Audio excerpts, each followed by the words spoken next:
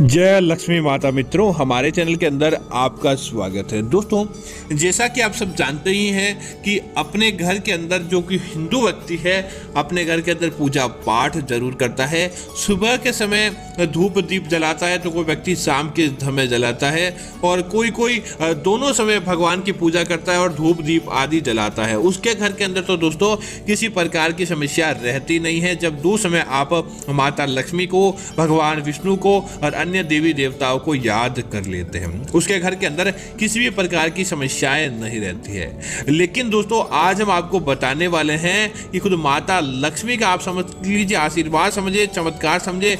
अगर आप अपने जीवन के अंदर इस प्रकार से दीपक जलाते हैं, इस समय अपने घर के अंदर दीपक जलाते हैं, तो कोई भी शत्रु आपका बाल बांका नहीं कर पाएगा। देखते ही देखते आपका काम बन जाता है और आपके जीवन के अंदर सारी प्रकार की समस्याएं अपने आप ही समाप्त होने लगती है। इसी वजह से इसका विशेष महत्व माना जाता है। तो दोस्तों, बात करते हैं दीपक जलाने का सही और सटीक समय, ताकि आपको आपके घर के अंदर समस्याएं समाप्त हो जाए और आपके जीवन के अंदर से सारी समस्याएं अपने आप ही दूर होने लगे।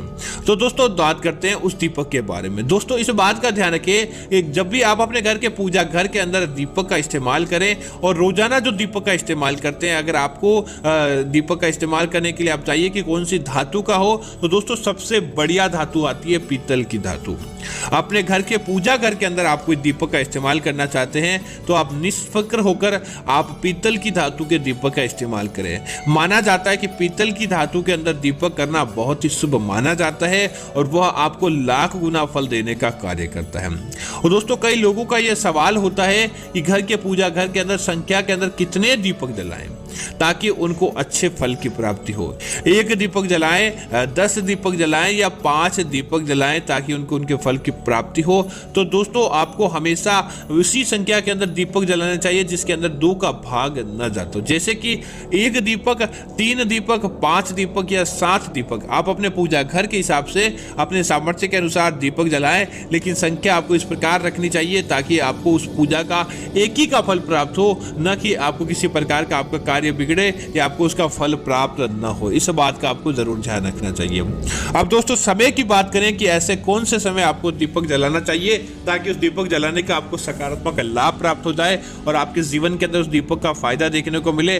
तो दोस्तों, वह समय होता है सबसे अच्छा तो प्रभात काल का समय।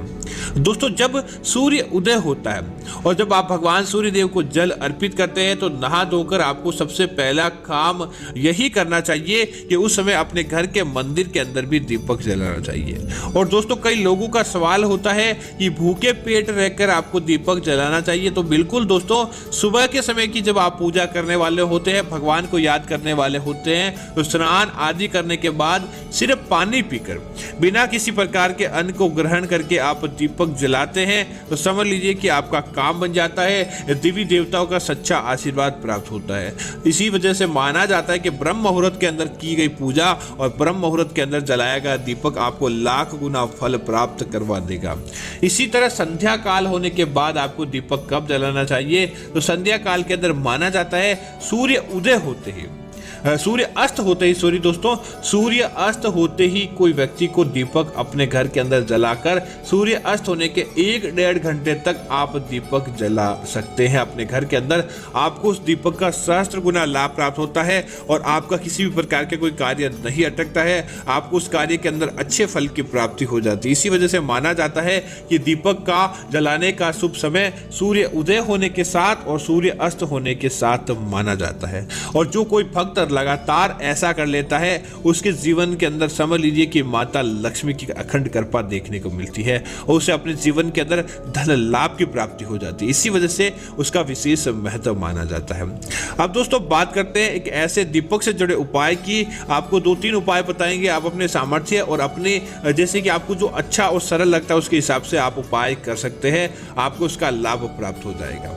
दोस्तों सबसे पहला धन प्राप्ति के लिए आपको क्या करना चाहिए। दोस्तों सामान्य पूजा आप अपने घर के अंदर करते ही करते हैं, इसको विशेष प्रकार से आपको किसी प्रकार का कोई धन लाभ के लिए अलग उपाय नहीं करना है। बस आपको दीपक के अंदर कुछ ऐसी चीज डाल देनी चाहिए ताकि आपके जीवन के अंदर अपने आप ही सकारात्मकता देखने को मिल जाए। दोस्तों अगर आप धन के मामलों के अंदर विजय की प्राप्ति चाहते हैं तब आप क्या करें, जब भी आप शुक्रवार का दिन हो और शुक्रवार के दिन अपने घर के अंदर दीपक जलाने वाले होते हैं तो प्रत्येक दीपक के अंदर आपको क्या करना चाहिए, हरी इलायची लेनी चाहिए। हरी इलायची को ले और अपने सर से 7 बार आपको ओसार लेना चाहिए।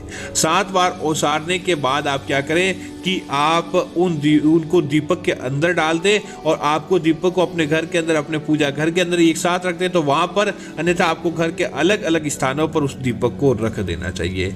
दोस्तों जब तक उस इलायची की खुशबू आपके पूरे घर के अंदर फैलती है, समझ लीजिए कोई शत्रु आपका बाल बांका नहीं कर पाएगा।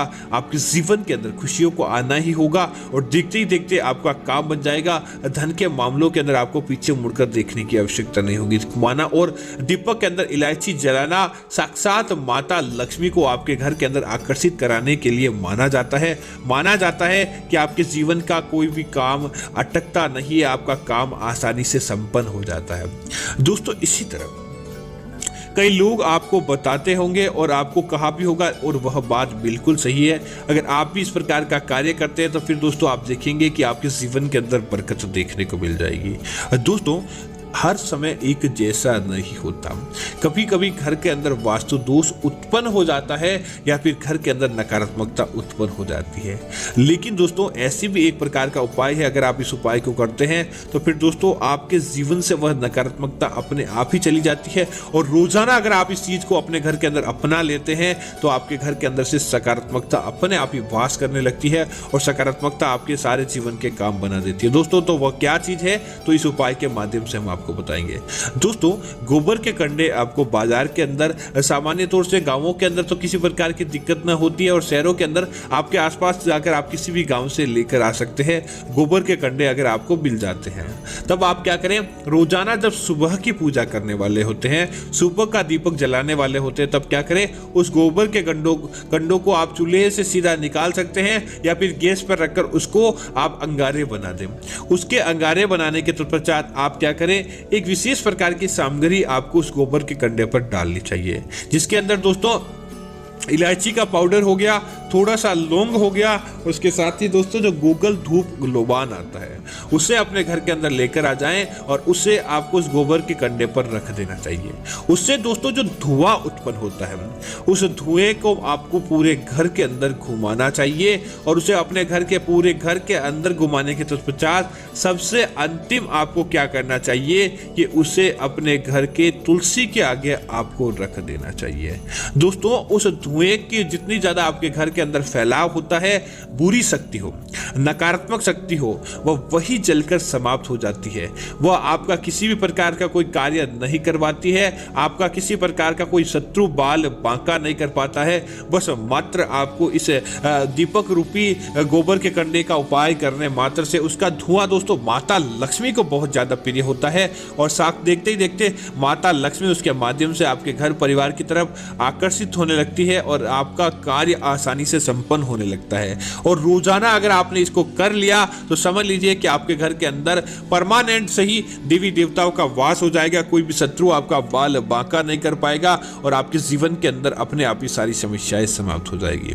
दोस्तों अगर आपके घर के अंदर कोई छोटा बच्चा होता है और उसे नजर दोष लगती है और देखते हैं कि वो उसकी नजर समाप्त नहीं हो पाती है, तो दोस्तों आपको क्या करना चाहिए, आपको एक दीपक जलाना चाहिए। उस दीपक के अंदर आपको थोड़ी सी एक चुटकी हल्दी डाल देनी चाहिए। अब क्या करें, उस दीपक का जो धुआं निकलता है उस दीपक के धुएं के ऊपर की तरफ आपको किसी प्रकार की कोई कटोरी या प्लेट को आपको उल्टा करना चाहिए और दोस्तों तब तक करना चाहिए जब उसकी काली राख, उसका धुआं, उसका काजल उस प्लेट और कटोरी के ऊपर ना बन जाए। दोस्तों देखेंगे कि उस दीपक का धुआं और की राख ऊपर उठती है तो उसका काजल अपने आप ही बन जाता है उस कटोरी या प्लेट के ऊपर।